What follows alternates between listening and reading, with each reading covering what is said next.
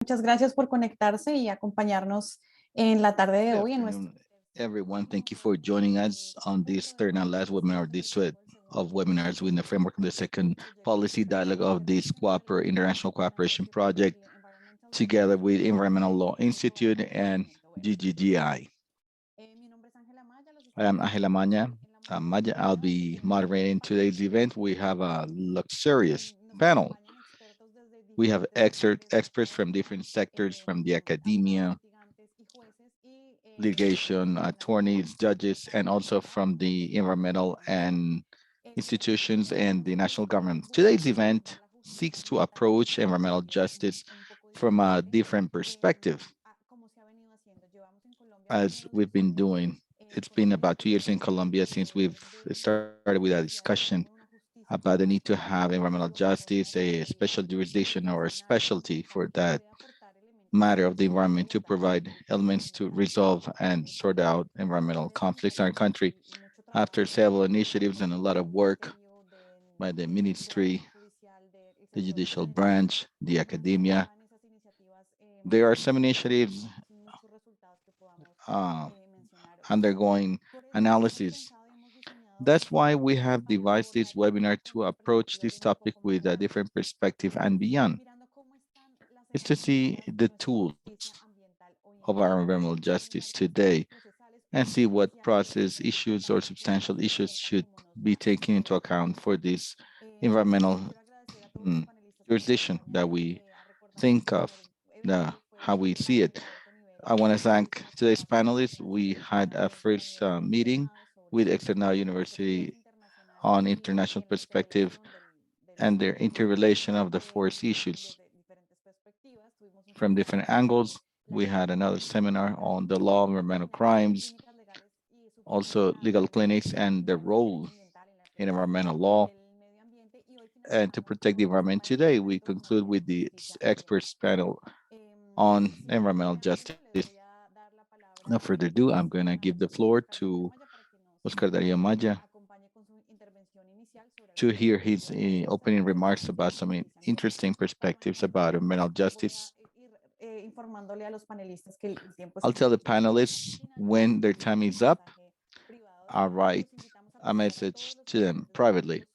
And then all attendees may ask their questions in the Q&A or in the chat, either one. And we'll moderate those questions so that we have a discussion. Mr. Maya, go ahead. Thank you and good afternoon to you and the organizers. I want to thank your interest and your concern on environmental justice in Colombia. And thank you for believing these opportunities to exchange opinions, to train judges and everyone.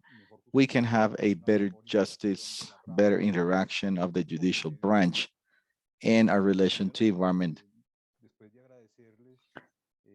So after thanking, I want to quickly recap on what's happening in the last 1.5 years. We have been stuck in some discussions. For many countries, these are silly discussions, but for Colombia, these are essential discussions. Is the environmental justice model, how we should adapt the infrastructure model, the judicial machinery that we need to devise to analyze the environment. Since December 2019, the government has worked on a project for this a specialty within the two types of justice that we have, ordinary justice and contentious justice. Bill was passed in November 2019 to create an agriculture specialty. That was very interesting. And after reading over 50 years of conflict and debt in our country towards the agriculture sector, and that's a reality, the country has a debt to the agricultural sector, to farmers, peasants, and the agricultural issues. And it does not ignore and should not ignore or should not leave out the environmental issues. A great deal of the environmental concerns have to do with the environment. They are related, the agricultural issues and the environment. pasó en Colombia para que un proyecto de estos The project, I mean, for a project like this in Colombia, a bill in Colombia to become a law has to go through 4 debates in the two chambers. The Chamber of Representatives, it went through the first 2 debates, and in the Republic Senate, it passed the third debate, but it not was not approved the fourth debate for many reasons. The business sector was worried, let's say, was impacted, and they moved the influences. There was an interesting debate, but the project was not finally passed. The bill was not passed. I guess there was a lack of clarity in the topics. So during that 1.5 years of the process, speaking on behalf of the State Council, more than opposing, what they did was to suggest to include the environmental concerns. Why am I starting with this topic? The reason is that the discussion needs to take place, and there has to be another step. A further step is needed. Today, that bill was not passed. The argument of the agricultural defenders was that the country has 50 years with a 50-year debt to the agriculture sector, and environmentalists have only been there for 20 years. That was one of the arguments. Of course, nothing important, but not even then the agricultural sector could overcome the difficulties of the fourth legislative instance. It's true, the project says it was recently reactivated in the last legislation period that started on July 20th. Let's say as a new option 2.0, a remake. They continue to talk about the same topic, agricultural issues, excluding other areas. It just says that we look at the different topics related to the environment as in the code of resources, but exclusive if they are within the framework of agricultural process, and as long as the environmental potentials impact directly the agricultural concerns.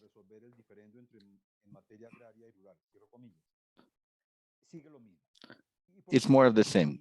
Why do I start with this discussion when I've been called to talk about a new step towards an environmental legislation or jurisdiction? We need to overcome the institutional difficulties. Yes, we will need to continue to insist on this new bill at the new levels.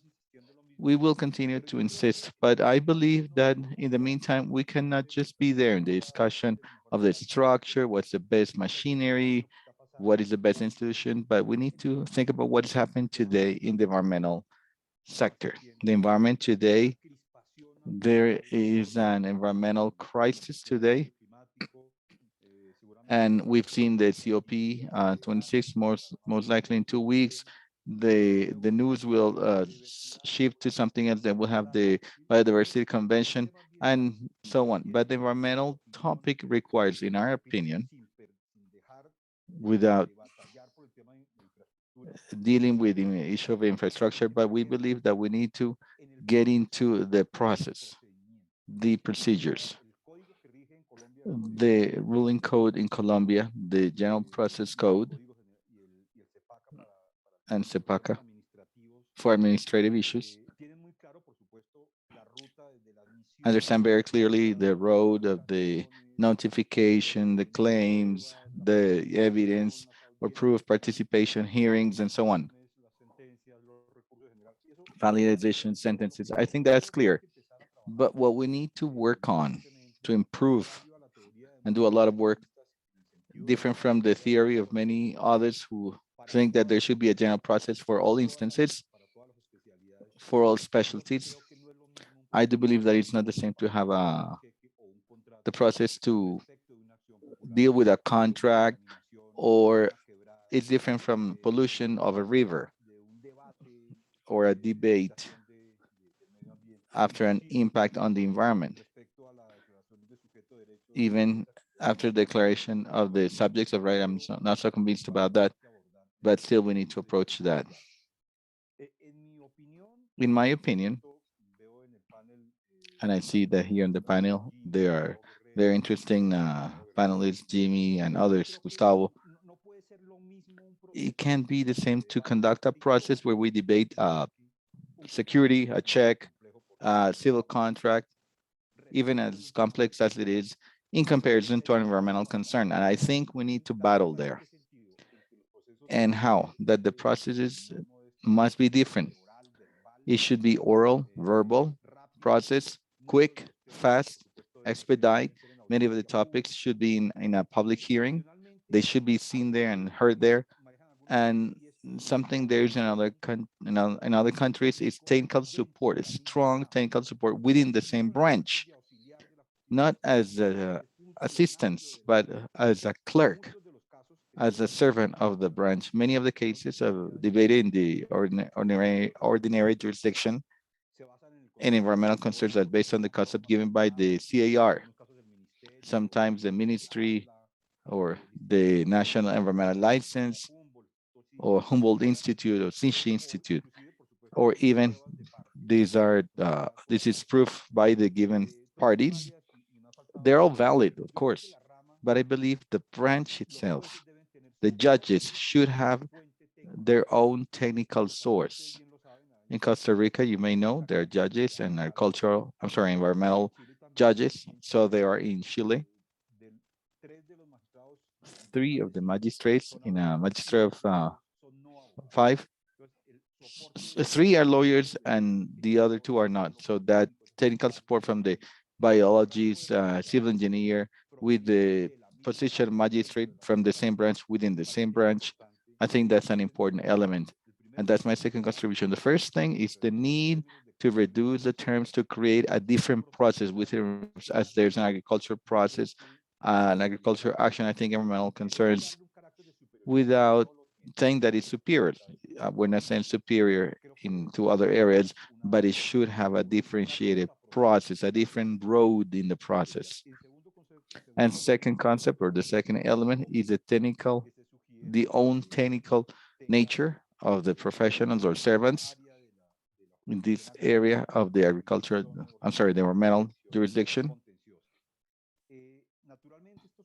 Of course, this assumes, I'm not suggesting, of course, or assuming to affect due process or the defense right. What I'm trying to say is that the processes where the natural resources are involved, including agricultural concerns, which is good, may have a differentiated treatment, not higher, but different, because of the nature that it's a common good, and of course, given the impact that natural resources are subject to.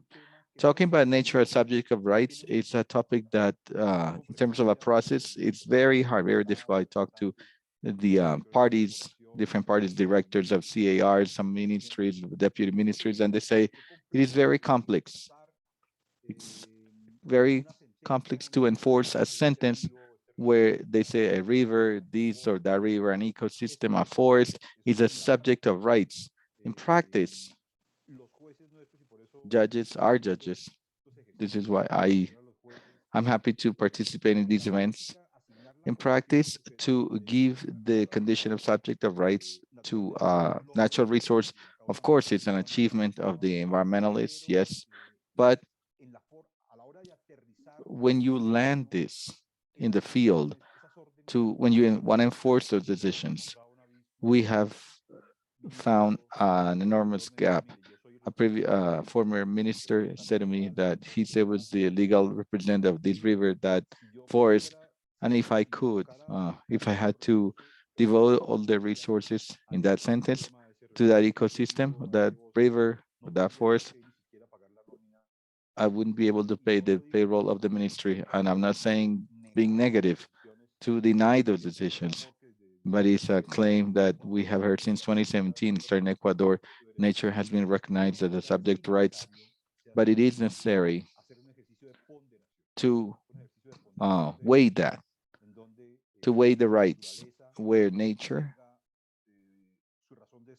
has a reason to be, where the right to a company is enforced, the right to a healthy environment is enforced or is exercised, the rights of minorities are also respected, but also where we weigh that in a way that we can make the most suitable decisions in that exercise to of weighting uh, or weighing where some exercises are or seem to be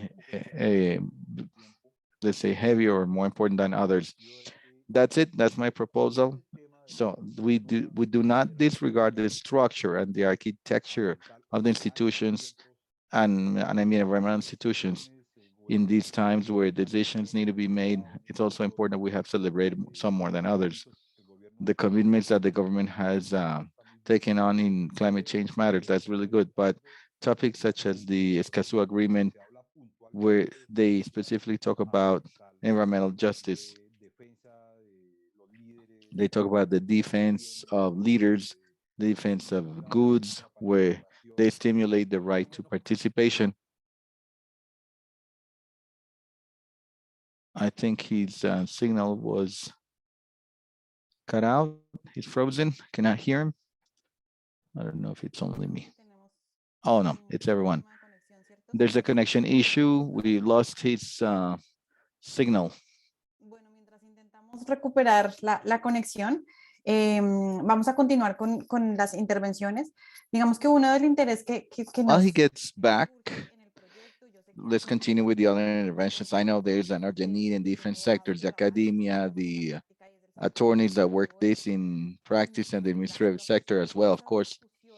These discussions take place one step at a time. First, we discuss whether we need environmental justice, and we discuss how it is needed. And here, I think we can take a few more steps to say, oh, why was not this discussed before? That's why we're not getting involved in the discussions on the process issues. I invite now Jimmy Rojas, professor and researcher at External Columbia University. He'll be talking about oral and the proof in environmental processes. Go ahead. Thank you very much for this invitation. I also want to thank the international institutions that have joined us today, and thank you. We want to try to take advantage of this short time in this web dialogue. In general terms, what we're going to be discussing has to do with the orality, the oral nature in environmental justice, and the proof, the experts' proof, something that Mr. Amaya introduced. First of all, very short, very brief, I agree.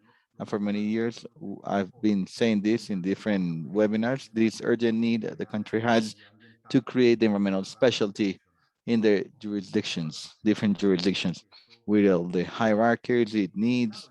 And of course, that's a big discussion. Once we can do that, we must try to implement the oral nature, oral component, advantages and disadvantages of orality. Let's call it orality. The oral means humanity has worked on processes regardless of the legal area. Yeah, in big, most of them through oral means. Written means are relatively new, just like it is in history. Nonetheless, we have had to live processes, very long processes, part of our lives immersed in the written means, where civil contentions, administrative processes, family, all of them, all of these proceedings, and of course, the topic that we still see in environmental sanction based based on law 1373 of 93, it's all that surrounded by written means. Written means is not wrong by itself. What's even more, I say that the written processes are better than the oral means or oral arguments, because when you write, you can correct, discuss, reflect, delete, uh, scratch the paper and put in the uh, garbage bin and start all over again, so that this course is more reliable, things are clear, it's easier to understand, and so on. So taking these to the process, you would say, okay, if the judges have time, enough time, or the general authority administrates the justice has enough time for those reflections, to delete, to reflect, to say, okay, this is wrong, I'm gonna change it, I'm gonna improve it, to look at the sources, the data, to get more information. Of course, written means is a lot better, but here is the point. In the current situation, I'm not only talking about environmental justice, of course, that one, but that also happens most of context where justice is administered, there's not enough time for that to analyze, to think, to delete, restate, and rewrite.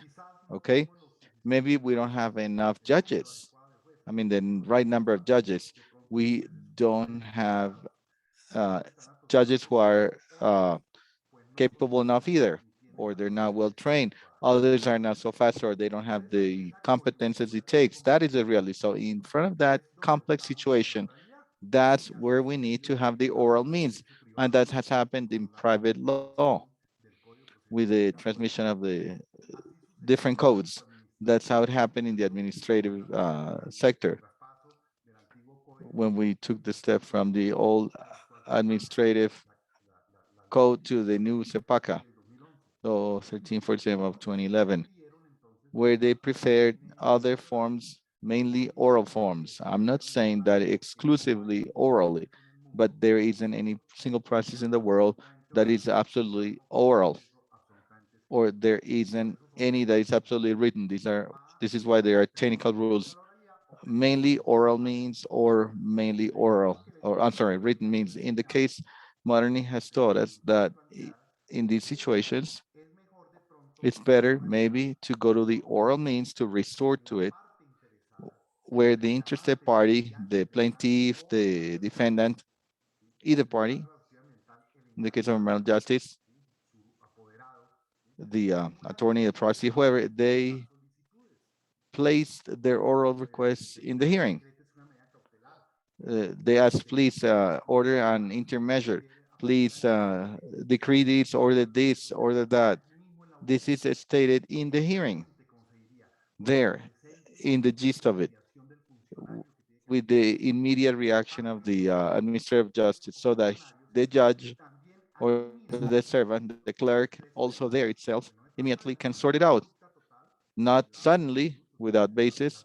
It might take some time. They talk about a few hours for that reflection, but the idea is within the same hearing, there's progress and there's a result to pass up resolutions or orders, or even the final sentence there, right there in the hearing. So someone might say that is abrupt, that is sudden, and it's dangerous because those sentences may not have been well conceived, they will not be well supported.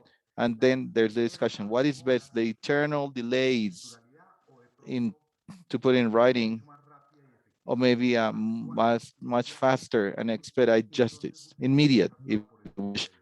So that's why we need to look at, consider those models. A quick justice, I'm not saying unreflected, unthought, but to be executed quickly, to be put into practice in daily life, so that the life and the quality of life of quality of life of those people may improve.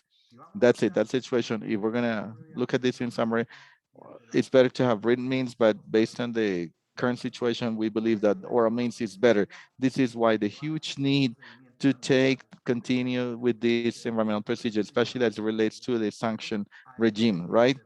To take it to the scheme of oral means, because it's the idea is to administer justice soon. It doesn't mean that the sentences do not have resources. It doesn't mean that they can at some point in time be uh, declared. The judge can give a direct order.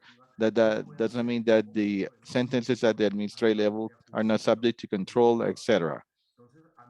So I think that it's very important to begin to think of public hearings with oral means, to think about the immediate reaction, the immediate sentences. Also, to have this discussion in the hearings and not to be subject to these lengthy processes, not only in Colombia, but in many parts of the world, even in developed countries where justice is very slow. And excuse me, I'm saying this respectfully, that idea that we always heard that the justice was limping, it took long, it was slow, but one day would get there. I don't think it's right. It's not applicable. I think justice to be just should be soon, timely. It should be sorted out in reasonable times. That's it. The second point I want to discuss very superficially, of course, but just presented, has to do with the proof, the expert's proof, and the importance in the process. There's no doubt these environmental concerns and the judicialization of environmental concerns or matters, or even in the administrative offices, we're in front of what is called as specialized litigious objects. That means that the judge or the clerk has to sort out one issue, both legally plus a scientific, technical, or artistic problem. So they must integrate in all by himself those two types of knowledge, the legal aspect plus the scientific knowledge, or technical, or exceptionally artistic in the case of, in other cases. That means and implies mandatory the presence of an expert in the process. And we talk about an expert, we're talking someone who knows, a wise an expert, someone who has the knowledge and is suitable, competent from the point of view of that science or art. And we need to understand clearly that the expert should always be a third party different from the parties, because there's a premise in our law that teaches that no one can be both the judge and the party at the same time. I do not discuss what Mr. Amaya said before, that in special jurisdiction in that court, there may be specialized judges, specialized in environmental matters, of course.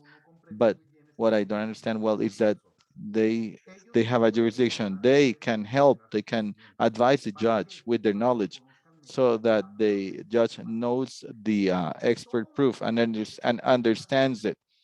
And everything in the process has been said. It's specified in the law. The expert's proof is me as a part of the process, as one of the parties to the process. I participate, I produce, I hire the experts, an expert, so that they produce the proof, and not because of the fact that I have to pay them some fees. We are going to assume that they are biased or that we only want to obtain something in my own favor, because that's been discussed in the order of the general process code, and that's discussion that I want to bring here to environmental matters, because the proof should come from a third party, an expert, so we can order it and we can bring it to the process. Once they've been entrusted with it, they have 10 days to respond to that. We can announce, as it's been said in Article 226 and also in 227 of the General Process Code, judge or operator, we need more time because we reported in 10 days, but we cannot have the proof 10 days. The experts have said they need a longer time. They need a longer period of time, and they are in the obligation to provide the term, to expand the term, to be able to bring the proof. And if we compare this to understand that the writing means, the written means where to present the technical work is not, is the expert's proof. The ideal situation would be to invite them, to bring this expert to the hearing so that they can answer questions as if he were a witness, where the parties will bring questions related to the components this person holds, related to method they use to produce the proof, and most important, regarding the conclusions, because gentlemen, an expert is like a professor judge. An expert is someone who translates, to provides information, who translates into simple words for us to understand. Those of us who do not have that knowledge, and they should be heard by all the community, especially in environmental damages, where we need to understand the effects again, and the effects against, or the crimes against the environment. That's why there's the importance to institutionalize these experts. And it's not a lack of legislation, it's integration. We can do it. We don't need environmental justice. The judges can do it now. If they hear environmental cases, the criminal judges or the administrative judges, it could be done by any judge, the civil judge, whenever they are seeing to these cases.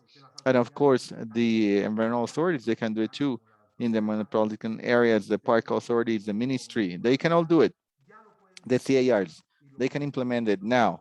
We've been saying this throughout our country in different talks and in the classes.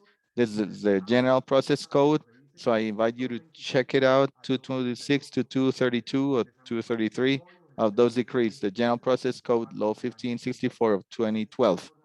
It's there, directly, straightforward, detail everything that needs to be done with experts, and that can be applied now. We don't even need to wait, or we don't need to modify any legislation. Of course, we need to modify some legislation to create our agriculture or environmental justice. Yes, that's fine.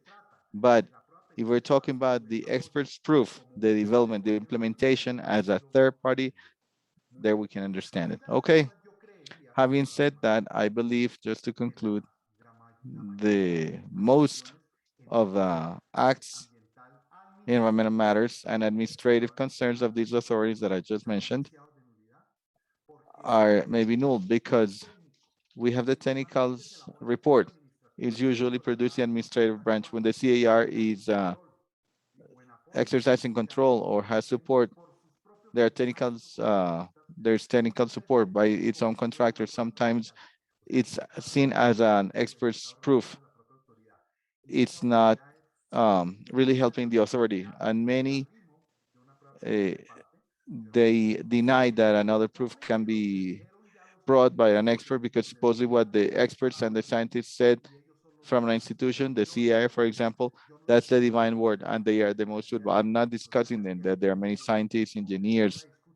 I'm not discussing that, but what we can do is to say this is the only proof, and it does not allow to bring any other proof, and we violate the most sacred right of the parties to defend themselves in proof, and it's to revert the proof, and a judge or any clerk to be able to give a sentence, they need full uh, proof. Then anyone needs full proof, full proof. So that's so far. Thank you, because I'm out of time and I've stated that issue. Thank you very much. And once again, thank you to all the institutions for inviting me. I'm willing to answer any questions there may be. Thank you for that perspective in these topics, and we need to discuss it more. Precisely with that idea in mind to see what is in our system, what is working and what isn't. We want to invite Gustavo. He's also an expert in these topics in different perspective as a lawyer. He has a firm. He's also a professor. So he has a wide perspective on different topics. We want to see what we have today and what new things are happening, which may be helpful now or in the future, or what gaps, flaws we identify to say that we have environmental justice tools and we don't need to just wait and wait and keep discussing that we need a new law, new legislation, new process. How can we use what we have today while we obtain this successful process? Go ahead, Gustavo. Thank you very much. Fortunately, Angela very kindly has saved some of my time of my intervention in this introduction. And while we sort out the debate and discussion whether we need an environmental jurisdiction or not, or specialized control body, or specialized jurisdiction, and so on, let's use what we have now. And I think that in that sense, the presentation by Jimmy turns out very enlightening because it brings the scenario, what judicially speaking is relevant, and from the process viewpoint as well, for those subjects or matters that are brought to the debate before judges and tribunals and courts. I want to share my presentation. I hope it'll be very brief. Just to save time, I'm going to pose more questions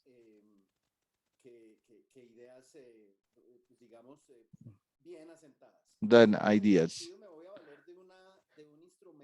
So I'm going to use an instrument that was introduced by the recent reform to the process code, the Administrative Contentions Code, CEPACA, recent reform in 2021, Law 2080. which brings together a new mechanism and is the public hearings. Uh, and it's very relevant, very timely. It's an opportunity when we're talking about environmental concerns, what is debated, and we're going to see why, especially when we refer to the process or the process. First thing I want to mention quickly as an introduction is as the background, as Jimmy explained. I think many, not most, but I'm one of those who had to be in their practice in writing, always support and deal with justice in writing. And the administrative code in this code of 84 had a provision, Article 147, that talked about public hearings, but he was talking about public hearings as an exceptional means. The public hearing, the oral was the exception, the oral element in this uh, con uh, contentious administrative process, and the magistrate could request that or could order this in a public hearing. And some of the aspects that were stuck there are there were where there was no progress between the parties. The parties got together, debated, discussed the topics at hand, and so on. With the administrative and contentious process, I think we all know, and based on the general process code, the oral means prevails as a general rule in the judicial proceedings, especially in the administrative contentious processes, as it's been pointed out by Jimmy. Not everything is oral. It couldn't be. Not everything could be oral. So there are still some situations that are dealt with in certain hearings in CEPACA. This is established clearly in CEPACA. We find the initial hearing, then the proof hearing, and then the allegation and judgment hearing. But Law 2080 introduced an 182, I'm sorry, 182B. There's one of 102A that is anticipated sentence, and 182B has to do with power public hearings. That's what I want to talk about today in environmental justice. I want to talk about certain features. The first one, there are bigger powers. The first thing we must say is that where there is this power of the judge or the magistrate. The first thing is the judge may order this at any moment of the process, even before the sentence.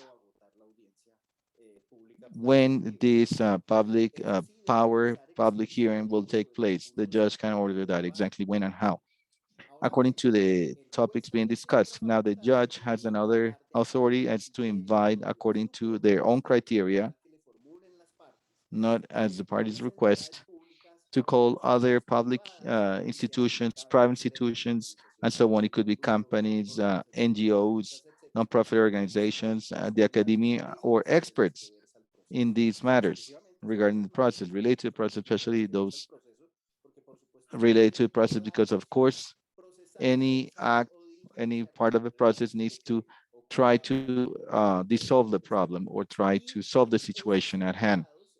Those other parties that are called, they need to express if they have a conflict of interest in regards to a situation or the specific case being discussed, or any interest in the process. It should be it should take place within one of the public hearings of the normal process, and this legislation is clear, the decree is clear. It could be within any of the hearings that are regulated, that we can call ordinary hearings, already ordered and agreed since 2011 by law, the initial hearing, the evidence hearing, and then the allegation and sentence or judgment, or it could be additional, it could be another one, an additional one. The call, the judge can call it as an extra hearing. So here's a greater value, and I'm approaching the relevance. Why are these relevant? What they turn out to be important in process where we are debating environmental issues. There's a need of relevance. There are two cases where it's relevant. When a sentence is going to be passed, in this case, I'm going to leave that situation aside because we're not interested at the moment in this case. But the other event when it's applicable is when we need to hear general interest matters. I think we all have the question is, what are those general interest matters? What is the general interest? Okay, so in front of the general interest, the Constitutional Court in a sentence C-053 of 2001, it defined this as an indeterminate clause, one of those legal, undetermined legal concepts that is different from the social interest. Undetermined, why? Because it needs to be determined according to each specific case. So the judge has another matter at hand, and he has the power at his own discretion to determine this if the matter at hand that he's analyzing is or is not a general interest matter. And I think we have enough jurisprudence, as it's been pointed out, that those issues that have to do with the application, interpretation, or defense of environmental interests, collective interests, then in general terms is a general interest by itself. So we can say that this type of hearing could be applicable in any controlled means where we are debating uh, nature of that type, an environmental concern. Now, what does that entail? General interest matters. They need to be harmonized to private interests, taking into account the prevalence of the general interest. And in the case that they cannot be harmonized, then they need to be weighted according to the scale and the due process. Notice that here, the judge exercising their powers, they approximate that clause, undetermined clause of general interest, then he can, for example, get more information, find more information, reasons, different expertise on the subject, the environmental or social environmental concern that is at hand to try to dissolve or resolve the issue. If they can harmonize the private interest with the general interest, in this case, as they affect the environment, or they need to weigh it according to the judge's functions and their powers, the general interest favor the general interest more than the private interest. Under discussion, that's a different concept, and the court has pointed it out as well. So in the end, it's the analysis, whether it's general interest, it's part of our democracy and part of our social rule of law. But I'm not gonna delve into that concept. Now, the concrete question is what, where is, can it be applied? When we talk about environmental concerns in all control means, nullity, unconstitutionality, if it has to do with decisions on environmental concerns, class actions, collective redress, and so on. But it goes beyond the constitutional means of constitutional actions that we normally hear of and we normally know of as a space to gather information on environmental issues and participation. Now, there's a couple of actions where there could be doubt, where we could discuss where we can call for this hearing, and is the process to declare nullity and the direct reparation means. We must say that it could be applicable, and we can mention a couple of rules or decrees. We can try it. This is all to be built, of course. First, when the collective, environmental collective right has been harmed, when we're talking about environmental damage. For example, a process where we discuss the legality of an administrative act whose execution caused an environmental damage because of deforestation. That's a clear example. And another case could be when the damage to a private party must be weighted in comparison to general interest. For example, when a protected area has been declared and the private party uh, prosecutes the state because of damages that may have been caused by the state after that declaration. From the process viewpoint, this hearing, how does it take place? Well, once it's been called, the parties may attend, and also the public ministry. Those that have to attend, those are the parties, of course, and the experts. The fact that the attendance of the parties and the public ministry is discretional begins to raise some discussion elements and concerns. For example, the uh, expressions of the experts, are they proof or not? If it is proof, then the attendance of the parties is necessary to guarantee the right to rejection, but they are not obliged to attend. It's up to them.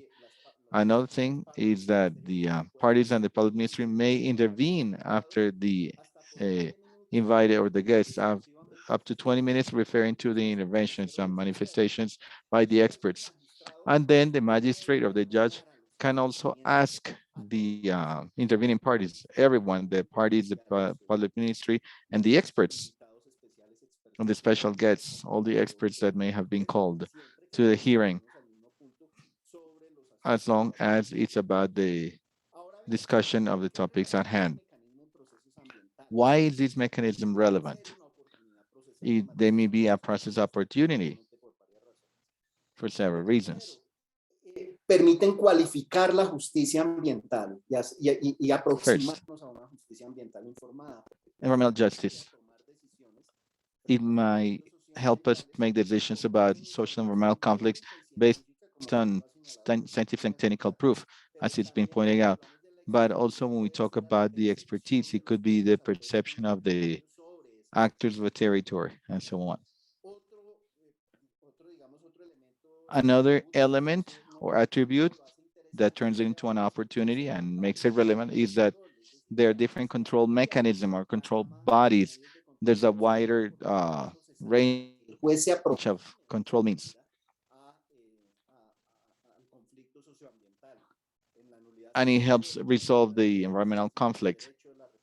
For example, to reestablish rights or direct reparation, they are control means, and they're traditional, where there's no room, there's no scenario to open the process debate beyond the parties. It may even be an opportunity for the civil society to participate, for the academia to participate, of course, called according to the process and the judge. And it's a special process opportunity that may be carried out outside the ordinary hearings. Additionally, the traditional initial starting and the proof and all the hearings, and it can be a special mechanism to enrich the debate on this general interest, especially the interest on the environment, and it can facilitate, let's say, a discussion and room for discussion.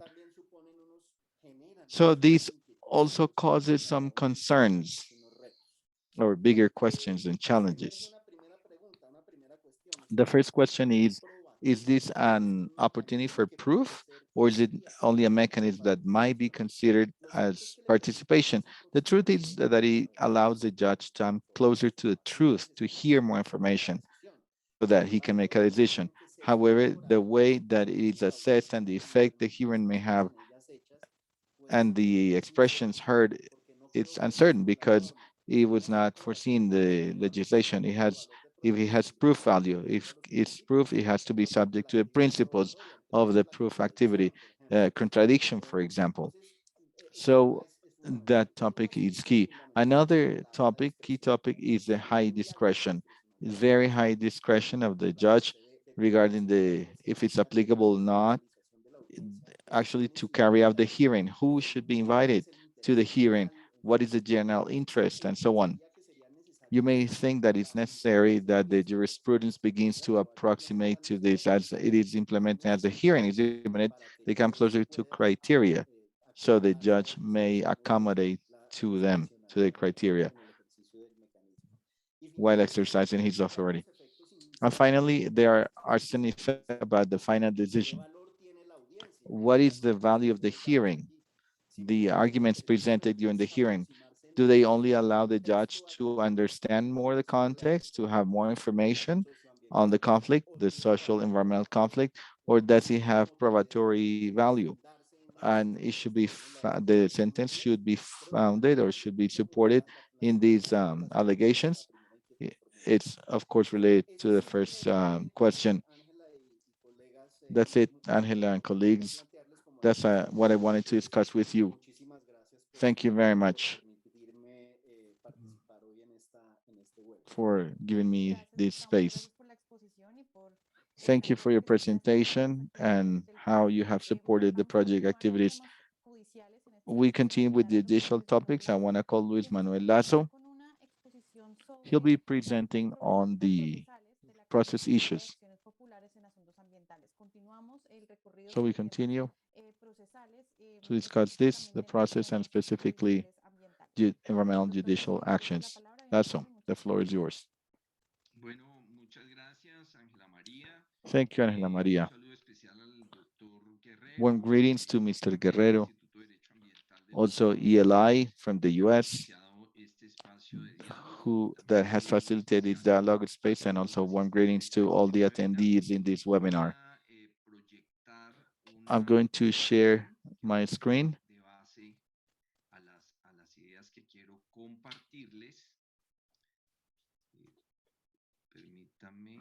Give me just a minute. Vamos a compartir la pantalla. Quería verificar, Ángela, si ya puede observar la presentación. Todavía no. Can you please tell me when you can see my presentation? ¿Qué tal ahí? ¿Qué tal ahí? No, no he empezado a compartir. Bueno, entonces, dame un segundito a ver qué. No, we cannot see it yet. Give me a few minutes, see if I can work it out. Compartir.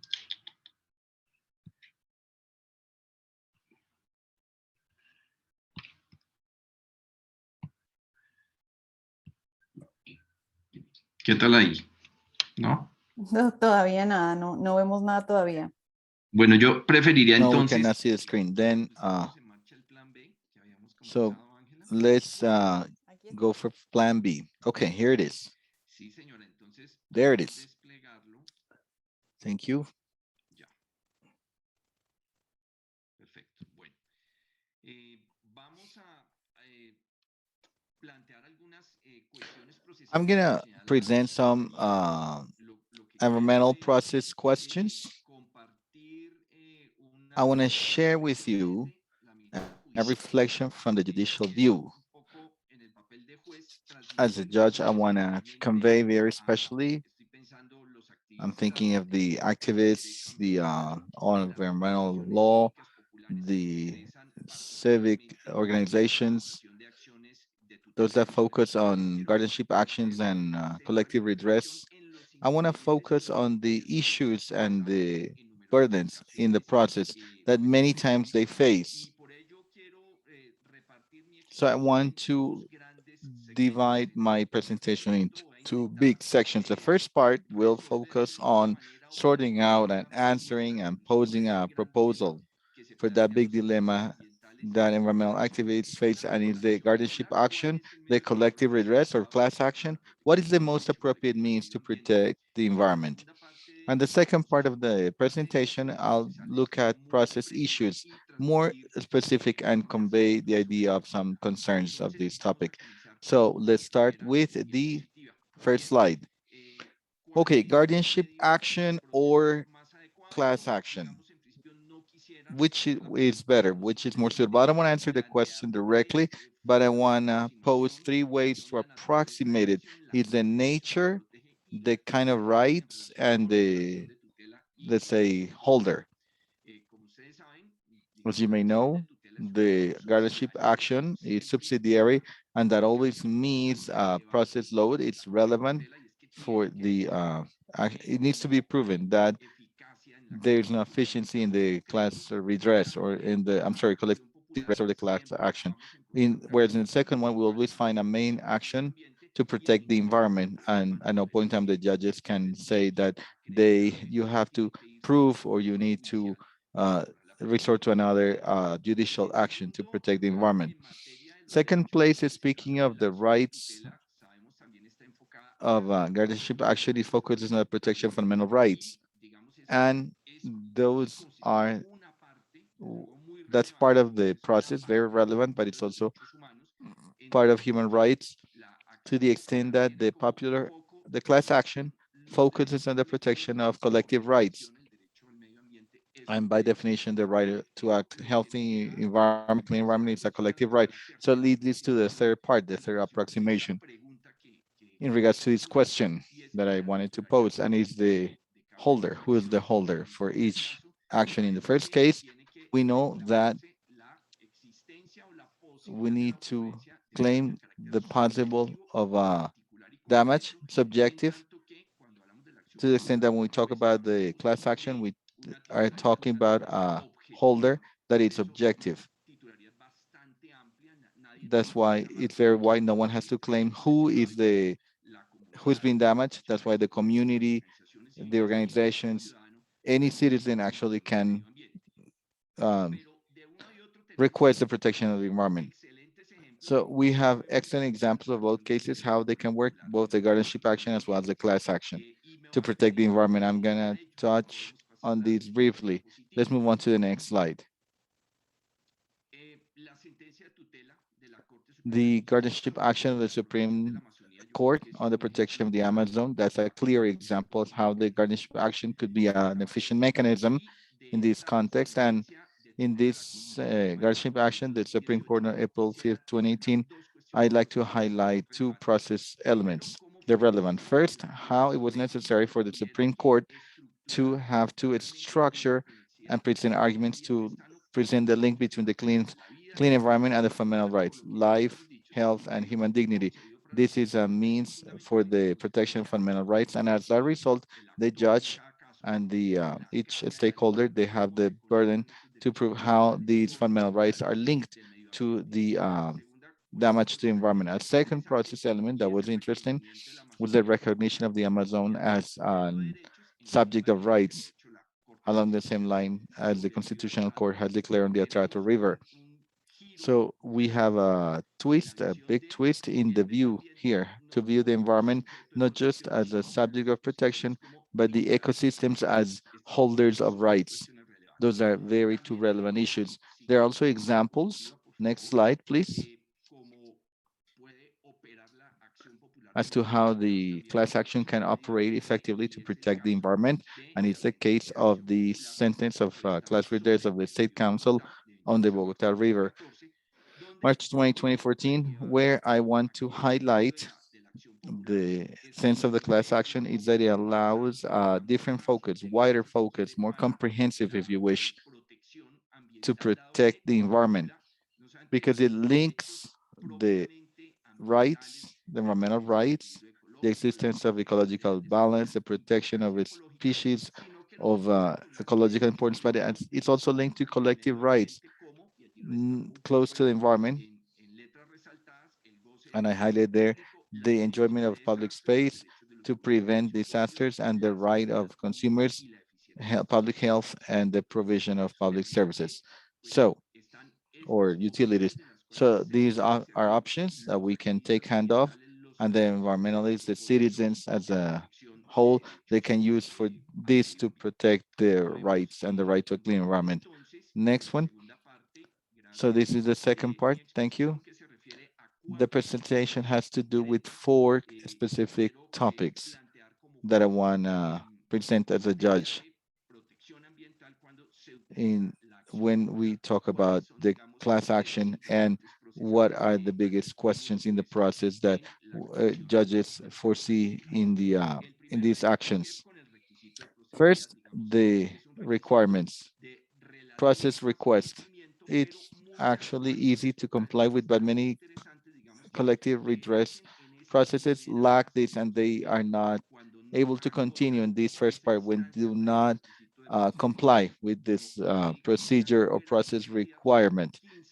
It's not complex, it's 15 days to weeks. It's a request that needs to be placed before the administrative entity in charge of the protection of the environment to take action on it. And another element that is also interesting, this is not mandatory because the legislation, an article of CEPACA establishes uh, exception to that requirement of the process when the popular the plaintiff says there's an imminent damage or imminent danger, and it will have greater consequences and irreparable. It's very important that the party, the collective redress party, will submit proof and argue in the sense so that the popular or action, class action, or collective redress judge says that for specific cases, they don't have to demand this requirement, the process or procedure requirement. That's the first condition. The second one, for class action or collective redress. The next slide that I want to talk about this, and is the scope of the burden of proof in class actions. Want to present three main ideas. The first one has to do with the burden of proof. The burden of proof is on the plaintiff. Sometimes this may become uh, an excessive load for the plaintiff, and therefore there are two relevant conditions that need to be taken into account, and one, the inquisitive power of the judge, and second, the dynamic burden of proof. If the plaintiff needs to prove that there's been a harm to the environment, well, there's a counterpart that's established in law, and it seeks to compensate for that weight or that significant effort on the plaintiff. And it's first the inquisitive powers of the judge. I mean, the power that the party can say, Mr. Judge, you must act in this specific case, and you must use the inquisitive powers to decree ex officio to produce proof, because it's a type of action where the judge has a special protagonism in the search and the assurance of the protection of collective rights. What's the second principle? That seeks to compensate that burden of proof that is so strong. This second principle is the dynamic burden of proof. It's not included in law, as it happens with the other powers of the judge, but is in the General Process Code, Article 167. And in a few words, is that whoever has to contribute with the proof, the process proof, Facilidad o la mayor who capacidad has the greatest capacity to do so, to have access to the proof and be able to deliver it, not only to the judge, but to the parties in the process. So this is the element of the dynamic burden of proof, and the inquisitive powers of the judge somehow shape the way that according to the collective redress obligations to prove the damage that's taking place. Okay, now we need to talk about procedural matters. This corresponds to the next slide. Yeah. This is related to precautionary measures within the framework of collective redress or class action. So here, I want to have delayed justice is denied justice in this quote. This is related to the reflection, that dilemma that we have between legal protections or collective redress to protect collective rights. And I say this because one of the main criticals that we have on this collective redress is the extensive time or long time that takes to solve them. And I believe that this is a mea culpa, all of us, all the judicial power. And I believe that precautionary measures is a mechanism that must be there with class actions in order to have these preliminary measures, so that from the very beginning, we can have the protection of the ecosystem that is threatened. I have 4 concrete ideas. First, remember the 3 elements. So we have the fumus boni iurus. So this is good, right? So it's demonstrate to the judge that there is this risk of injury. Then periculum in mora. Okay, what happens if there is past due? What happens if there is this risk for collective rights? And then proportionality to protection and in particular ones that are there. Then there is this complementarity relation between those two precautionary measures, the ones from Law 472 and the CPACA. So there is a very clear relation. They complement one another. The State Council has already talked about this. Okay, let's talk about precautionary measures. There are some that are urgent precautionary measures, those that do not require notification to the counterpart. So the other party. So when they say that there is this collective violation, it's imminent, they have this possibility. And then the fourth one is the term for this in this code. The code, we have 5 days to go to the other party, 10 days to resolve, and disciplinary sanction in case it is not done with those terms. Okay, so we're talking about Law 2080 from 2021. It says that second instance cannot happen after 20 days. This is the fourth point I'd like to refer to. And this is the wealth of possibilities that we have for collective redress. So besides doing or not doing those that are legal protections, this class action is to pay, and this must be highlighted.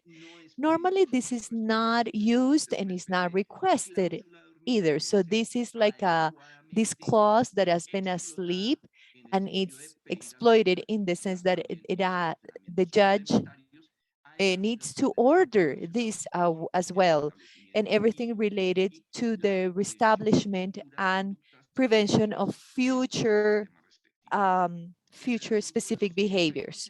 So talking about the effects in um, this sentence, the general rule, it said that, well, recently there's a suspensive effect, right? But there is this jurisprudence in State Council, sections 1st and 3rd, and they say, no, we need to see these class actions that go to environment, especially because they wouldn't be innocuous. So for the protection in first instance. So these writs I'm mentioning here, the decision that we have in first instance need to be applied first instance. Okay, let's go to some conclusions now. The first conclusion is that say, in spite of the success of legal protection, class action is more adequate. I'd like to say this, I'd like to propose this. If it is, if it's above the delay in the decision, times of decisions, right? They need to be resolved quickly for these environmental controversies, and we need to favor arguments and proof so that there is this exemption of procedure requirement when it needs to be done. The fourth one is to strengthen these evidence foundations. I wanted to stop here. Thank you so much to all participants in this talk. Thank you, Mr. Lasso. I have some questions and we'll talk about them a little bit later. I'd like to invite Daniel Paez. He's the chief of the legal office with the national authorities. And he has a different perspective. So the difficulties that environmental authorities have. Daniel, you have the floor. Thank you. Thank you so much, Angela. Hello to all panelists as well. And of course, to the Environmental Law Institute and other institutions here. Well, I am going to share a very brief presentation.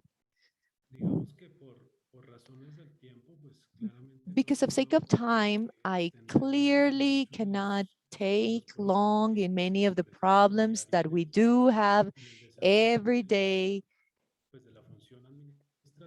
in our administrative functions. Can you see it in the presentation mode? We see it, but in the normal mode. Give me 1 second. I'm going to stop sharing while I have it in presentation mode. All right, so I said that I'm going to focus on two of the main problems that we are seeing, and they translate into decision making in the judicial space. They affect administrative actions. Can you see it? Oh yeah, now we see it, great. Okay. So I'm going to focus on two of the problems, like I said, because of sake of time. So first of all, I'd like to have this brief context.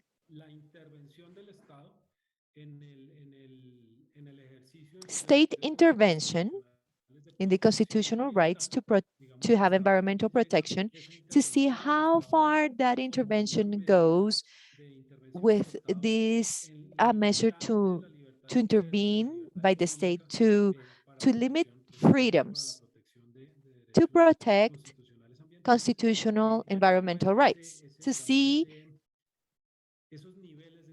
those intervention levels. I call them intervention levels because depending on the intensity and how much there is this impact and the efficacy of measures by the state, that's how deep the intervention is. Two important problems. One is related to the distinction between between two principles, and one related to administrative measures, compensatory measures, and other measures to differentiate them from these legal measures. So, first of all, I'd like to highlight the first level of intervention by the state in constitutional environmental rights protection. The state is the administrator, but there are two roles. Natural resource administrator, that's the first function, exploitation and planning of these resources, and the state also works as the manager to protect renewable resources and environment linked. I mean, there needs to be an impact on them so that we can comply with the state's purpose to manage these resources. Okay, so we complete this. So first of all, we go here to number 2. So we have environmental planning instruments, environmental studies.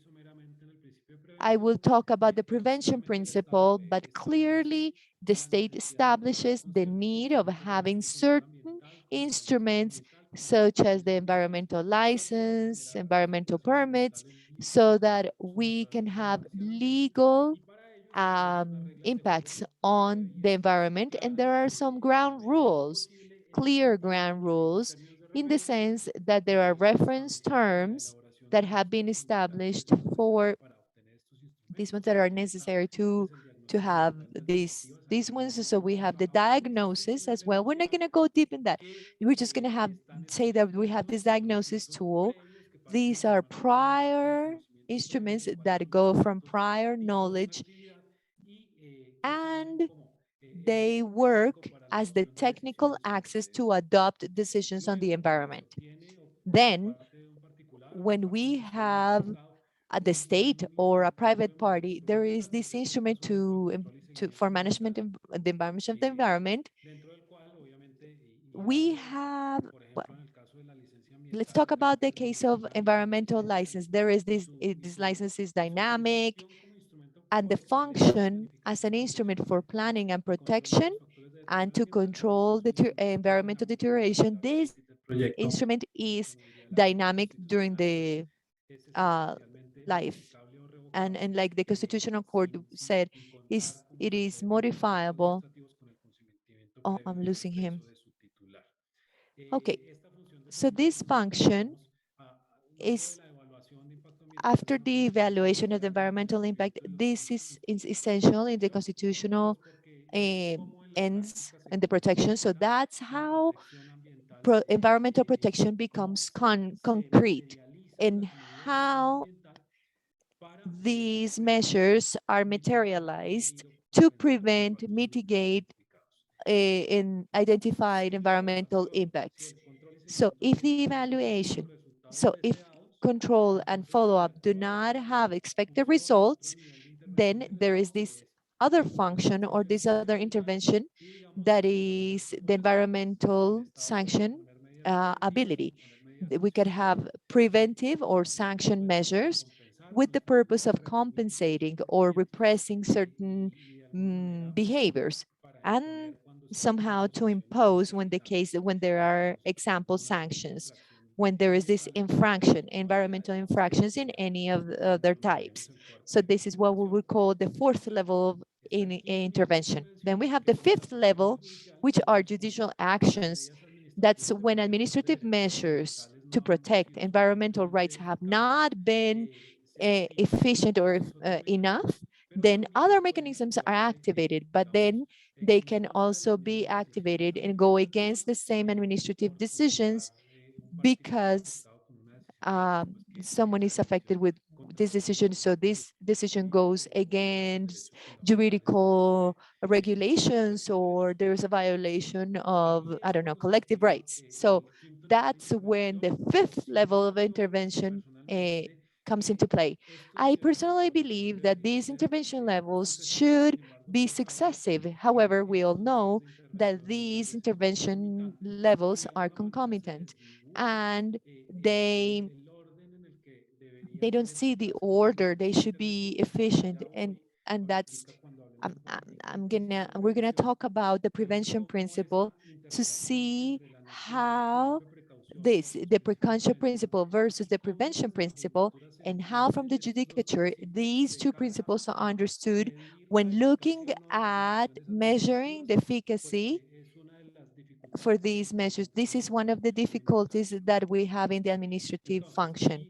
So something very quickly, the both principles.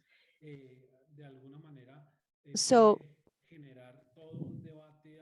we can have great big debate about the distinction between the prevention and precaution principles. There is a lot been said in literature, and there are many papers about this, but here I'd like to emphasize specifically the main differences between these two principles. So on the one hand, we have the precaution principle. This starts out from the uncertainty about the possible damage that is produced or that can come with human activities, damage, impact, or environmental risk. We don't have absolute scientific certainty about it. So when we say that we don't have absolute certainty, we're talking about state of art of environmental sciences. So it's not that it's not known in the file, or is that it's not included in the environmental study, but state of art does not know the real effects of certain human activities on the environments and their natural resources. So this is a discussion that we have about the state of art of science. On the other hand, talking about the prevention principle, and before talking about the prevention principle, we do know that there are different levels for the precaution principle. The Constitutional Court has manifested this in many of their rulings, and there are different levels, tolerable risk, according to the scientific knowledge, how much there is, and the weighing between the state and particular private parties when they make decisions, when there is impact on the environment and natural resources. However, there is something that is common to different levels or types of the principle, and this is uncertainty. Uncertainty, scientific uncertainty, I mean. So when we go to the prevention principle. And the prevention principle is the general foundation of environmental public policy in Colombia, established in law 1999 from 1993. So environmental impact as this Rio Declaration is the principle there, law 99 from 1993. And this is the foundation of the whole structure, the institutional structure for those environmental management that start out from this prior knowledge and this impact evaluation, prior impact evaluation, and this scientific knowledge on the type of impacts that certain activities may cause, and their environmental baseline can be built. This also helps to assess environmentally whether those measures are really the correct ones to have prevention, mitigation, correction, or compensation of environmental impacts that have been identified. And this is the basis of the environmental license. This is the basis for a permit, prior knowledge. And that prior knowledge, it starts out from the base that science and technique know it. So we need to bring this to the file so that we can have an environmental decision made. Meaning that here, I'd like to make a stop and say, not because the scientific knowledge is not in the file, it does not mean that it's not in state of art in a determined science. Meaning, this determines whether what we need to have it to apply the precaution principle or the prevention principle. Because when writing the precaution principle starts out from the base that the precaution principle is exceptional, and because it talks about the absence or certainty cannot be used as an excuse to adopt efficient measures for environmental protection. The general rule, the knowledge of those environmental effects and having that prior knowledge, the principle of prevention and the foundation for environmental licenses and permits. Where does this take us? Before we go to the next problem that I'd like to highlight, this takes us to funcionario administrativo, the fact that I, as an administrative servant or as a judicial official, I don't interiorize these conceptual differences. I might come to the conclusion that an environmental license for certain project issued, I don't know, in due patente de costo, procedure is actually a patent, but just to cause environmental impact. That notion is not really the notion of environmental license. The environmental license does not only based on the prevention principle, but it is also a technical and juridical instrument that is composed by rights, obligations, terms, and others. So this is not only the right to cause impacts, but the environmental license also establishes obligations as to how to manage these impacts that need to be caused. And what happens when a judicial decision is suspended because, it suspends an environmental license? What is the immediate result? The project that is being developed does not have that instrument that makes it mandatory for the license holder to comply with certain plan activities for the environmental management plan, so that they can prevent, correct, mitigate, or compensate identified environmental impacts. So if those measures do not take place, then the administrative act stops being efficient for their constitutional ends for environmental protection that are linked to the duty by state and private parties to prevent and control environmental deterioration factors. So suspending the environmental license sometimes is leaving the environmental authority without necessary tools to be able to comply with constitutional obligations for environmental protection. And this is many times linked to the lack of distinction between these two principles. Just to end, and really quickly, I'd like to say that there is this other difficulty that we have in practice, and this is many times we want environmental authorities to adopt indemnization measures. Indemnization measures are only by judicial, are to be exerted by judicial authorities. Sometimes in the compensation, the follow-up and the control and the assessment, they're proper of the administrative authority. So sanction and compensation are seen in law 99 as a consequence of an environmental infraction that has environmental impact. And then they have this proportionality, but they're very different from the indemnizations, meaning that many times users or citizens consider that the environmental authority can act in to get indemnization in favor of a person, or but they don't know. So I like to mention here the metaphor of the vase, flower vase.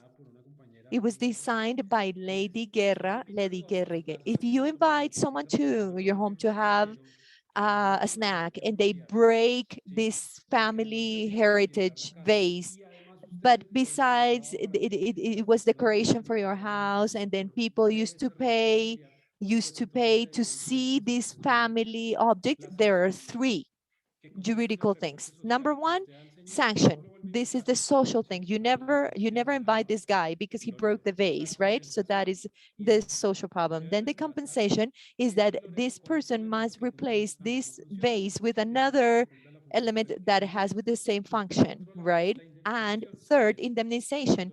Indemnization is that for moral Porque impacts and economic impacts. You're not gonna collect the money that you used to collect for people that used to come to see your vase and pay for seeing it. So this example, we really use this example to have a decision between these three things: sanction, compensation, and indemnization. So it's important to have the difference between sanction and compensation. So when there is already a compensation, there shouldn't be a sanction, not necessarily.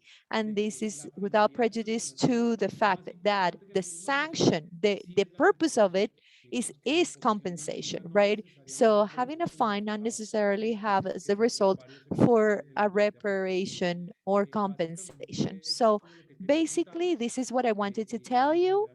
And well, there isn't much time, but thank you so much for the invitation to this space. Thank you so much, Daniel. And we do know that these spaces time is almost like, oh my gosh, I'm counting minutes as well. We have some questions that would like to ask you all. And the idea is to open discussion. So now we're going to have Frank Olivares. He is the coordinator of the extracontractual office of the legal defense of the state. So he will be here with the role this agency has on environmental responsibility processes. So Frank, you have the floor. Good afternoon, everyone. Hello, Angela. Thank you for thank you to Carl and everyone. We congratulate you from the agency because as the previous speakers have said, this is a very important space. Hello to the other panelists and to attendees. Since we're short of time, I'm going to share a very small presentation. Can you see it? Yes, we see it.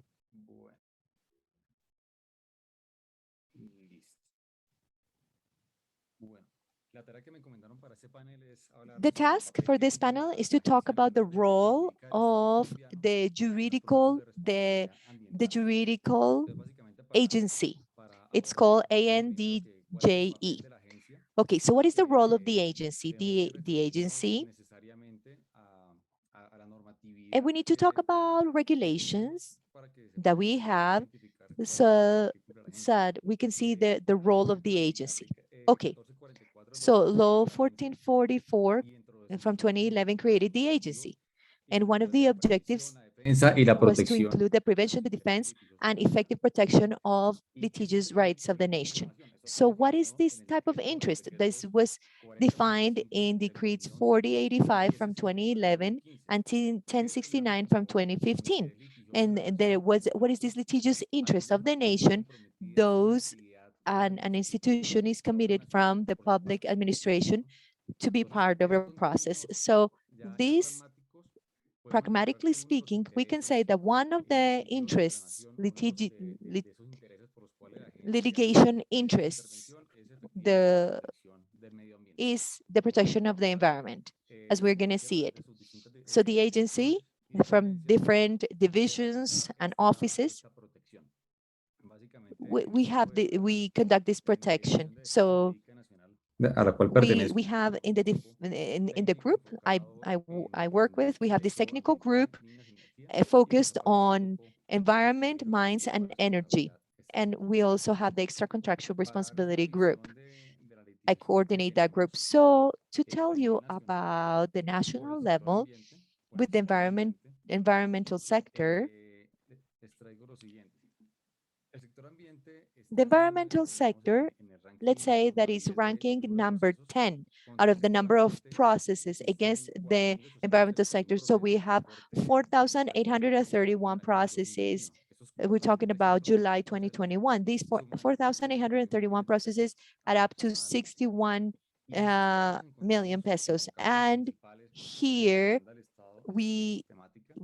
well, there are lawsuits against the state. So violation or threat to a health environment, lack of compliance in security and disaster prevention, illegality of administrative actions because there is violation because of environmental protection, damage caused by flooding, damage or environmental threat because of public works. So as you can see, the variation of lawsuits against the state or the ones that the state starts, it varies. You see different causes.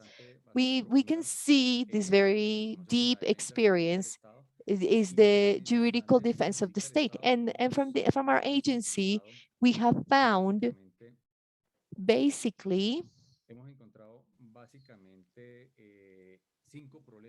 5 problems or 5 aspects, and sometimes litigation does not flow as it should flow, or the environment is not protected as it should be protected. So the first one, we don't see the presentation. Oh, that was all. Okay, great, thank you. Okay, it was super short. Okay, so the first problem that we see in practice that we have identified is not having the right control means. Mr. Lasso already explained to us about the protection of environmental rights can derive from different sources. And those sources are completely linked to the type of right that must be protected. So if we have a fundamental right, then we have the legal action. If we have a collective one, then we have the protection of interest to collective rights. And if what we have is the individual right because of this collective right that can happen, then we have direct reparation, or we have the control means by group control means. We've seen in practice that this division, basic division, is not known. This is not known by those people that have lawsuits. Then there is this group action, and then the object of that group action is environmental protection. So the contentious judge has, they say that the control means was not the appropriate one. So that is the ruling. So direct reparation, then there is these damages derived from this administrative act. like a license, environmental license, or suspending an environmental license. So this has not been placed in the discontentious administrative. We have our law 1437, so there is this presumption of legality. So they try to derive damages. This, and in the end, there's this subjective imputation or this legality trial. So in the end, the judge ends up saying that it was the incorrect control measure. Extra-contractual processes of individual rights because of environmental actions. They don't know the imputation criteria. So basically, we have two responsibility regimes. We have the objective one and the subjective one. So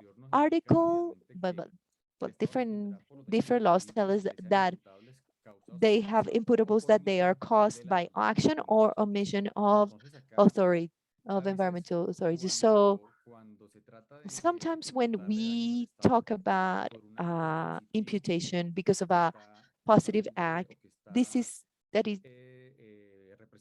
that is completely represented by administrative act, then we have this distortion, because if we don't have the legality, as like Daniel Paez mentioned, we worked hand in hand in the defense of the state in these topics. If there is not a valid demand, we cannot have the responsibility trial against this action. The third problem that we see, Mr. Lasso mentioned it as well, and Mr. Rojas mentioned it as well, and is lack of knowledge, not by those who have the lawsuits, but judges. So the protection to environmental law. So what are the tools are? So basically, Article 144 of Law 1437 establishes three ways by judges can have and protect them. I'm going to read them. So basically, it says,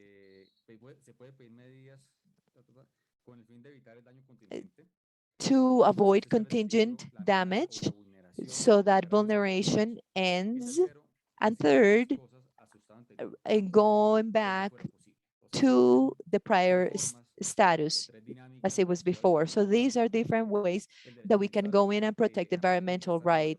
And in practice, this is the greatest confusion there is, because in simple terms, so here I have the example by Juan Carlos Perez, and this the event. So you're gonna turn on the faucet, it has not been open, and then you're gonna start polluting, then there's this action so that faucet is not open. So then the second one, it is already open, is polluting, but the total pollution has not come. So here we have the class action. So and then the third one, we couldn't avoid opening that faucet, but collective right is completely affected. So this is what we have, indemnization of that damage. So in practice, from the agents, we offer it. This is one of the biggest problems that we have. A fourth problem that we have, it was touched on by Gustavo. Gustavo mentioned this, lack of knowledge of general interest. Collective right, or the protection of collective rights, or the protection of these rights, they need to go to this right. So many lawsuits that come in, they come in because the authority, the state, has this positive action, totally legal, to find the protection of the collective right, and there are certain anti-juridical damage, and they say the individual right that they have, for example, the right to property, should not really should not be under the collective rights. So this is a thesis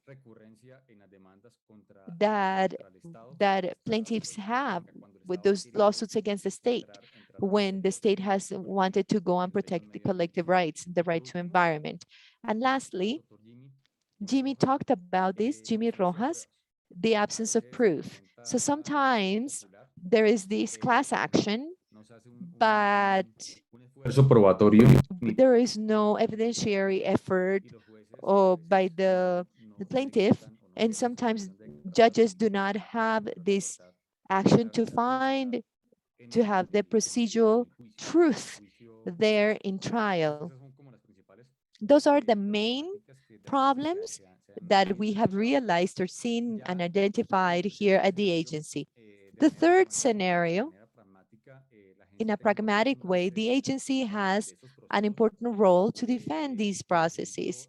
For example, in September, there was this important decision made by the international juridical defense. So there was this lawsuit against in the CID, this institution. So the plaintiff, well, wanted to have this charge, and the debate was the protection of Santurban Paramount, so Snow Peak. So here, plaintiffs said that the prohibition of the Colombian state to have mining activities in these snow peaks, it was not proportioned.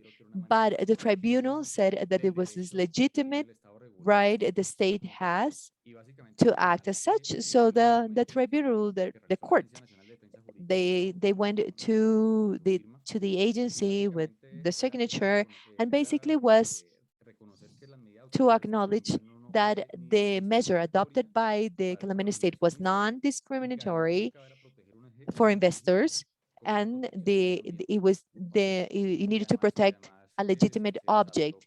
What? The environment. And this measure was in good faith. So this is a very important precedent in this labor that the agency has to protect the environment according to competences. There are some cases, a very well-known case, this ruling, August 21, 2020, was notified in December, State Council by Augusto Serrato, and this was related to a pollution of Cartagena Bay. So this was a class action by the prosecutor's office and what they did, what they aimed at, was that in this Cartagena Bay, there was this environmental vulneration because of waste, discharges, traditional tourism, and that solid and liquid waste that came from Cartagena did not comply with the parameters. So this was the problem. And the agency, in first instance, Bolivar Tribunal had the protection of collective rights to the healthy environment, and it ordered the several ones, the Ministry of Environment to the Environmental Protection Agency for the collective protection, the collective right protection. So there was this ruling, and this is what they invited the agency to. They had por el daño ecológico. Cotrimar, and a Colombian agency had to pay for the damage, the economical damage. So they had ordered that payment in favor of Cartagena district. So here, in principle, when the agency intervened in second instance, this was in this procedural matter, and then we told State Council that that sentence from Bolivar Tribunal had a confusion, had a logical confusion. And on the one hand, they had ordered environmental protection, and second, to stop damage and others, and there was condemnation of different institutions. And then there was also Cotrimat had been Ya recibí like it was a third event.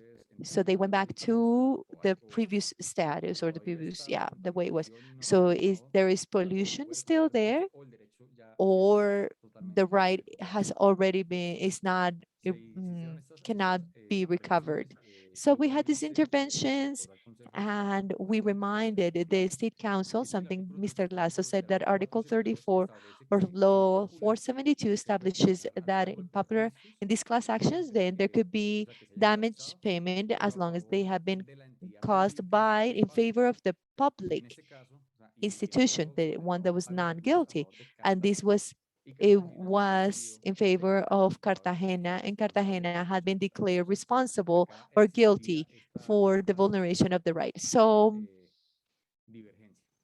there was this divergence.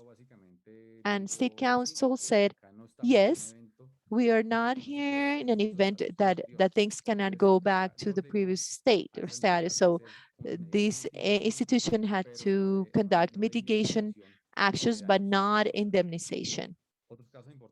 Another important case is the one in Thomas van der Hammer Forest Reserve.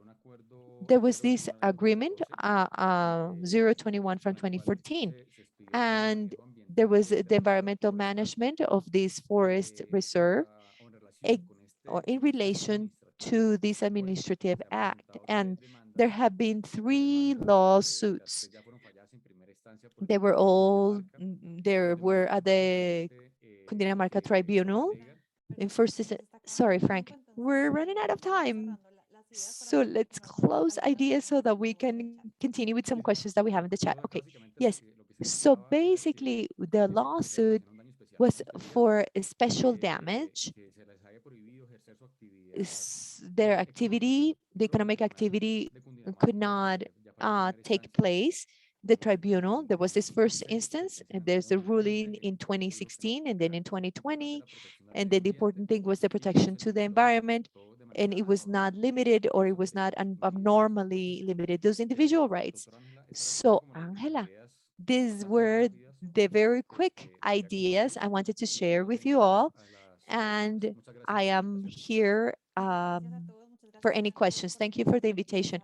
Thank you, Frank, and for mapping the main difficulties that have been found in the sector. So we're going to have a very short Q&A. Let's limit answers to 1 minute, 1.5 minutes, so that we can look at all the questions. And through the chat, I've seen that some questions have been answered. The first question is for Mr. Amaya. This is by Natalia Rueda, and she asks, why not an environmental jurisdiction? Why don't we have an environmental jurisdiction? Yes, I would say that we haven't had the political willingness. The way we have nowadays with the ordinary decisions and contentious decisions, there have been rulings, there have been decisions like Daniel mentioned, and what Frank mentioned. So what we want with the proposal or the specialty defenders is to foster, strengthen the specialty. There is no congestion in a difference as what happens in responsibility, second, third, no. So environmental, what happens where we want to have a specialty. So since there are judges that are experts in state responsibility, administrative ones, there are others that are in environmental matters. So we believe that creating a jurisdiction asks for a constitutional reform. This is complex, this is more difficult. When we create a specialty, is a reform to statutory law, less time. Let's not say that it's easier, but it is less complex.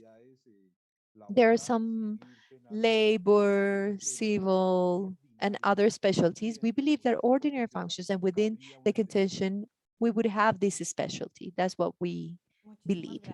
Thank you. Let's talk about justice. And then I'm going to come back to procedures. Mr. Lasso, this question is related to the recent decision by the United Nations Human Rights Council. So environment as a healthy environment as a human right. So what can happen in environmental justice. It has a lot of contents without being binding. It is not binding. But what are your ideas about how this right could be addressed and if this could change the difference between legal protection and class action? So I understood it as a human right. The class action then would lose the reason of being in environmental matters. So some ideas, and you have the floor. Hello, Mr. Oscar Dario and other panelists. Well, just to say that I believe that this is important progress. This Human Rights Council resolution.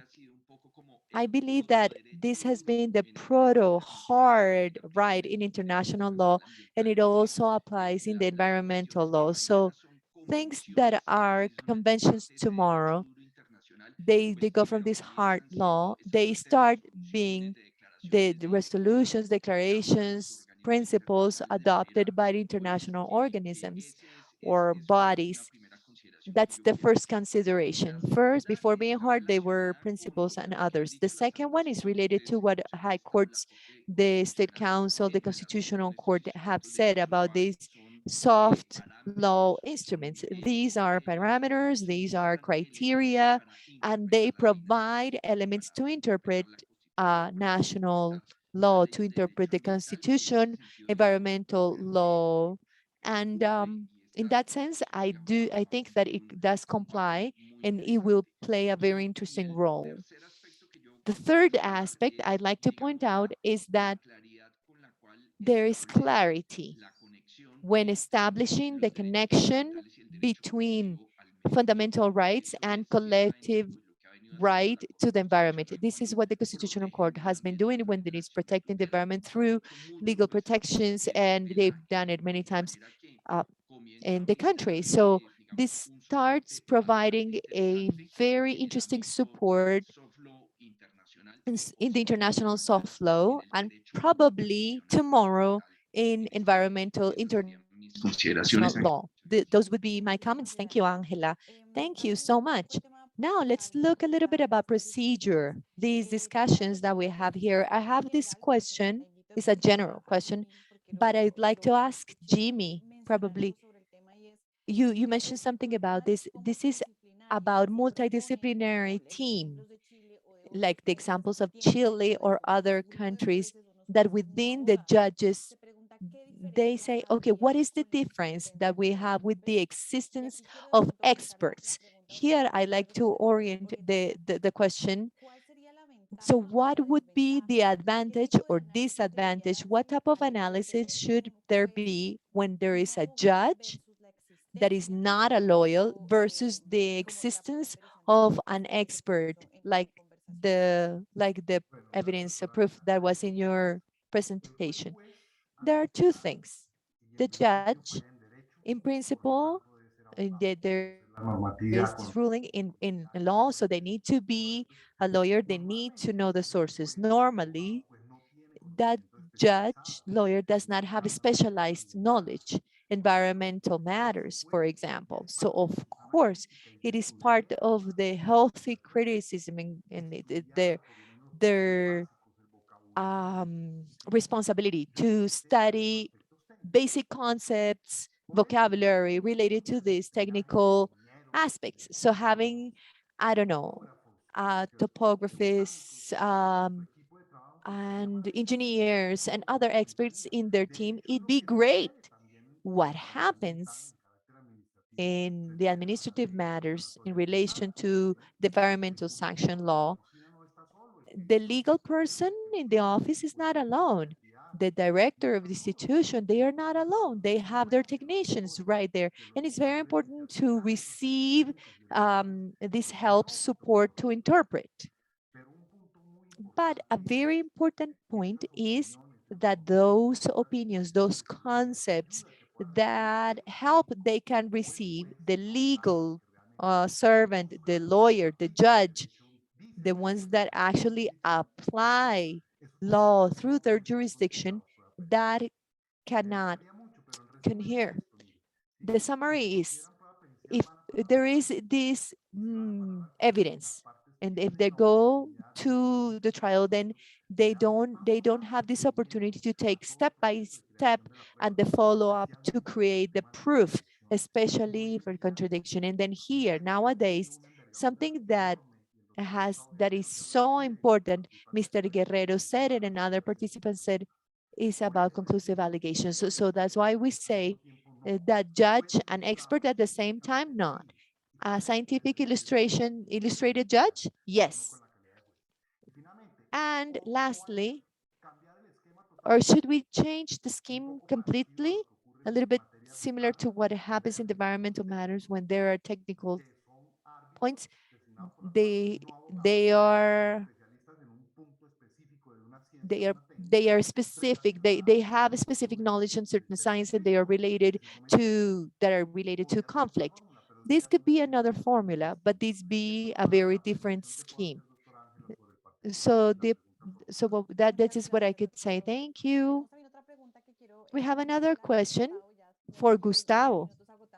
I know that minutes are running, and we need to talk about subsidy and environmental decisions. This is not specifically judicial, but can turn into something judicial. So the question is, subsidiary rigor, does it have a limit, or is it absolute when talking about environmental authorities? What be the perspective about this?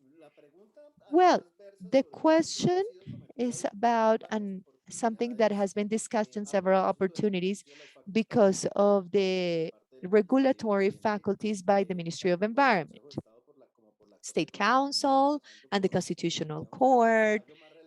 The most important ruling is 6554 from 2007.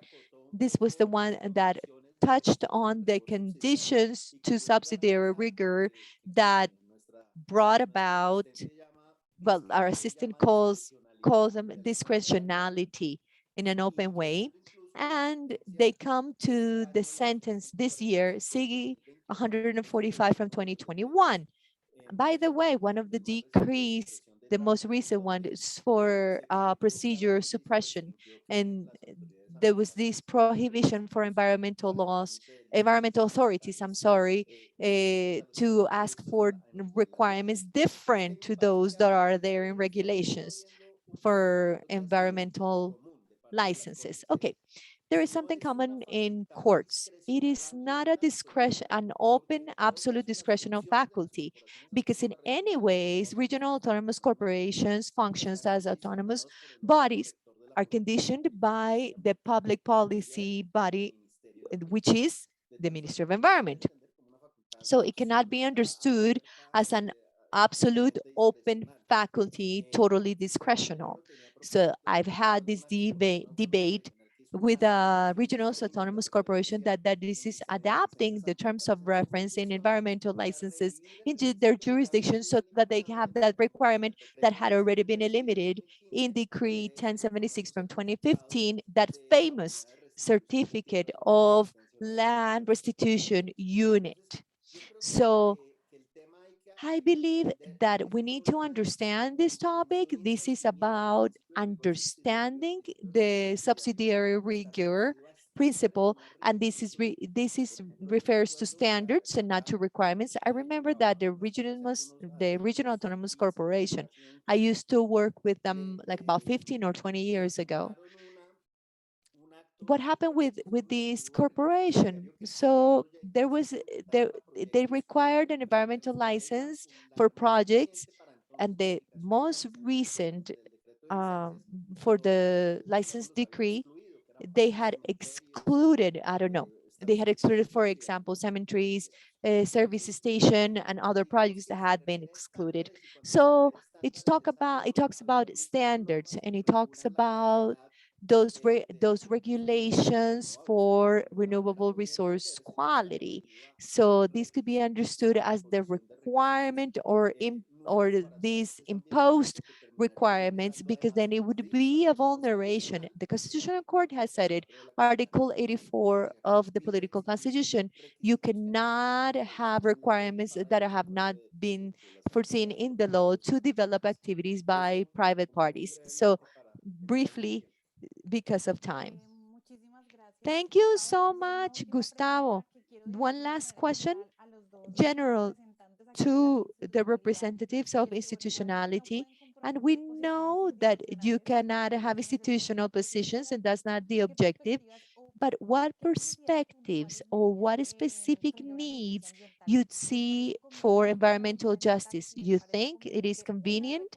And if it's convenient, one recommendation or one element that should be discussed, or one element to highlight, and we close because I want to respect everybody's time. So Daniel.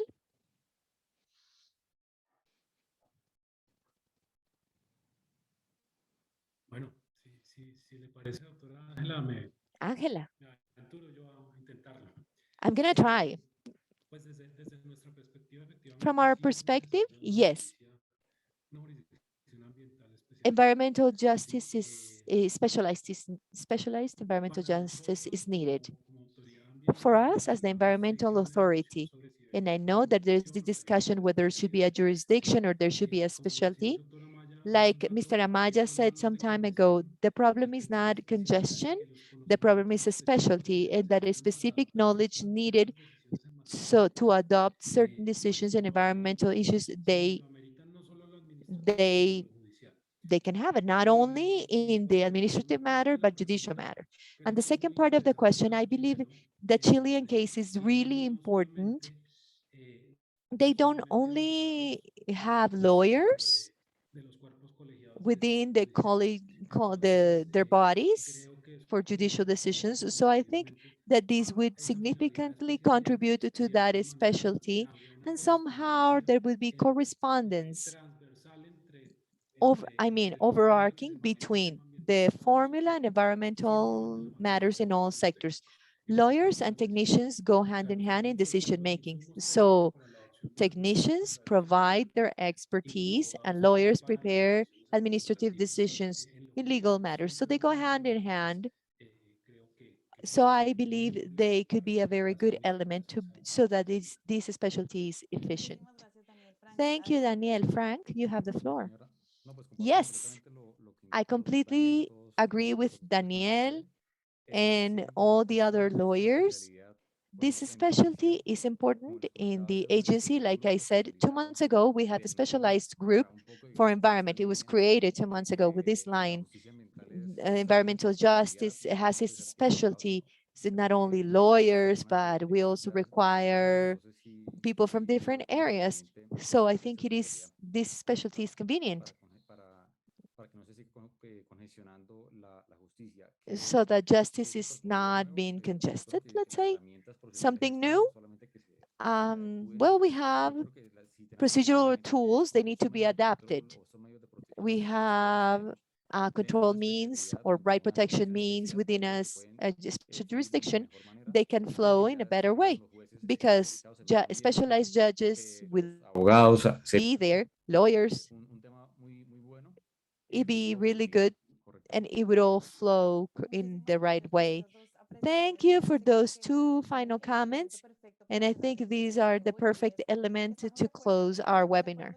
We agree, and we know that it's not the same talking with the same people. We have different perspectives. We agree on the fact that we need it, and we discuss how and what they should have. So thank you so much to all panelists, thanks to ELI, thanks to the interpretation. Gracias a todos los participantes, que tengan una muy feliz noche y estaremos en redes sociales siempre poniendo las actividades que desarrollaremos en el marco del proyecto. Buenas noches a todos y muchas gracias. Buenas noches, doctor Ángela, y a todos. Muchas gracias. Buenas noches a todos.